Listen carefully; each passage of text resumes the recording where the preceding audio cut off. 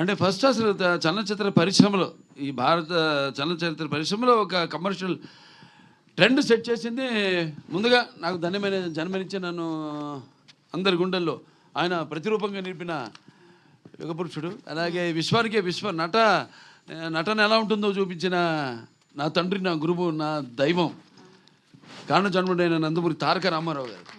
ఆయన నాకు ఇన్స్పిరేషన్ అండి.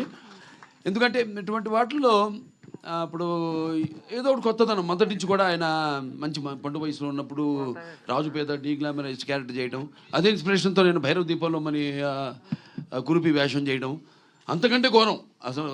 అందులో అయినా అంత కొంచెం నీట్గా, ఇందులో అయితే అసలు టోటల్గా హంచ్ బ్యాక్, ఒక కన్ను మూతపడిపోయి పళ్ళు బయటకు ఉండి అంటే అట్లా చేయడం ధైర్య సాహసాలు ఇచ్చింది ఆయనే నాకు. అటువంటప్పుడు ఎప్పుడు కొత్తదనం ప్రజలు కోరుకుంటూ ఉంటారు, డెఫినెట్గా వాళ్ళు ఉంటుంది. కానీ ఏంటన్నదే అది మనం ఎక్స్ప్లోర్ చేయాలి, అది ఇంపార్టెంట్.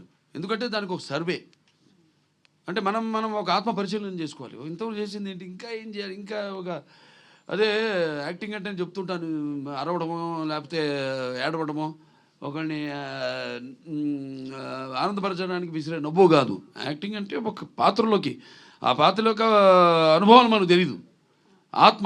ఆత్మలోకి మనం వెళ్ళడం యాక్టింగ్ అంటే. సో అటువంటిది చేద్దాం, కొత్తగా చేద్దాం.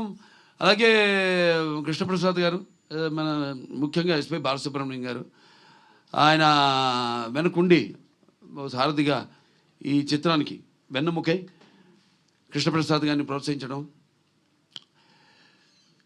నిర్మాత ఎవరన్నది కాదు, మంచి ఆలోచనతో వచ్చిన ఎవరైనా సరే వాడిని మనం ప్రోత్సహించాలి. కొత్తదాన్ని మనం ప్రజలు ఇవ్వాలి. మేము ఎప్పుడూ ఒక నిత్యావసర వస్తువులు లాంటి వాళ్ళం, అంటే ఎవ్రీడే ఒక కమోడిటీ. సో అది మనం ఇస్తూ ఉండాలి. మన తెలుగు ప్రజల్లో ఒక ప్రత్యేకత ఏంటంటే ఎప్పుడు కొత్తదాన్ని ఆదరిస్తారు. మొదటి నుంచి చెప్పుకొచ్చాను, నాన్నగారు మంచి పండు వయసులో ఆయన భీష్ముడి పాత్ర వేయడం ఏంటి, అటువంటి ఎన్నెన్నో సాహసాలు చేసి ప్రజల మన్నలు పొందారు ఆయన.